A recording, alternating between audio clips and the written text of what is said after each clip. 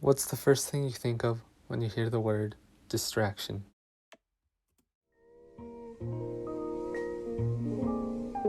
I'm willing to bet that nobody considers distractions to be a good thing. Just about everyone views them as wastes of time that prevent you from getting work done. And today, technology, namely cell phones, are criticized by people who think it holds back the youth and makes them dumber. Great minds like Socrates and Alexander Graham Bell hated distractions and believed that to reach your fullest potential, you must have unbroken focus and concentration.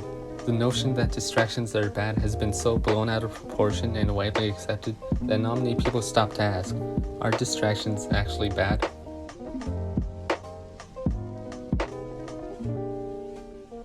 First, we should talk about what distractions are. Distractions can be split into two categories, self-expansive and self-suppressive.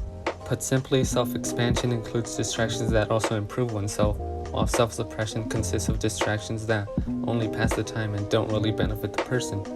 These two are tricky to classify as there's a lot of gray area in between. Activities that can be expansive for one person can be suppressive for another and vice versa.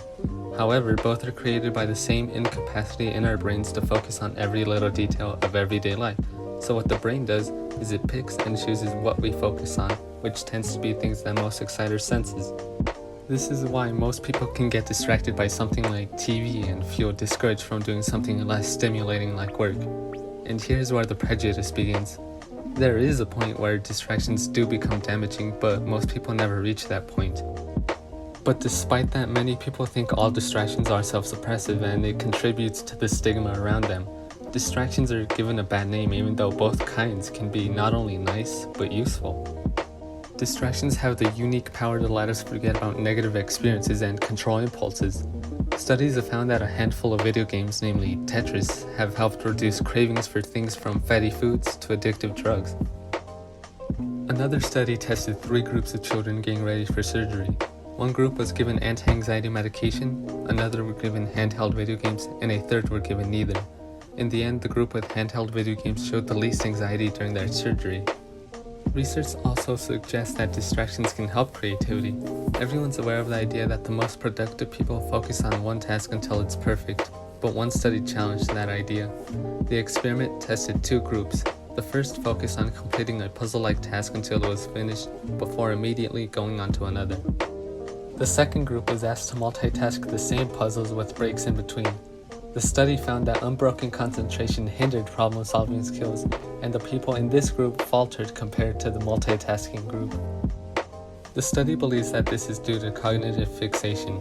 This is a phenomenon where a person focuses on the first idea they think of rather than generating new ones. That happens to be avoidable by alternating tasks and getting inspiration from your distractions.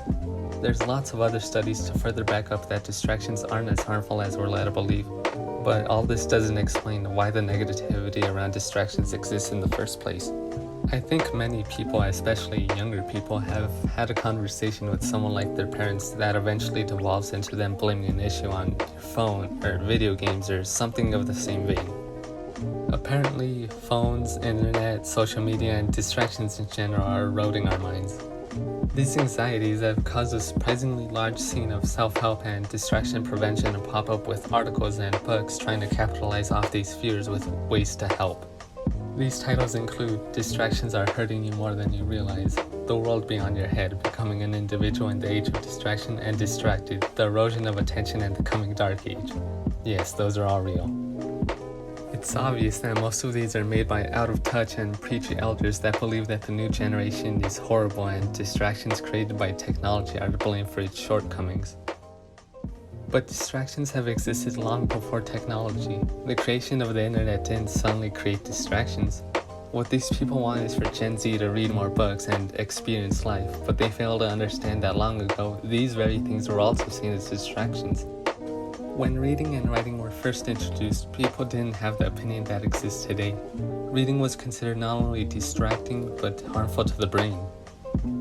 These concerns only escalated with the invention of the printing press, which made books cheaper and more accessible. Over time, new inventions have shifted what is considered a distraction, from books to radio to TV to phones. It seems that this will always be a part of innovation, as these baseless anxieties seem to be a part of human nature. We shouldn't feel guilty when our minds wander elsewhere. We live in a world burdened with so many issues. We're struggling in the fights against climate change, poverty, gun violence, racial inequality, animal cruelty, war, disaster, disease, death, and so much more. On top of that, we each face our own issues, our own demons. It's also overwhelming. Distractions are an easy way to take our minds off all of it. They can turn a simple Google search into a rabbit hole, a 10-minute task into a 2-hour adventure. Maybe that's why we indulge in them even when we don't mean to. Maybe they're a misunderstood virtue.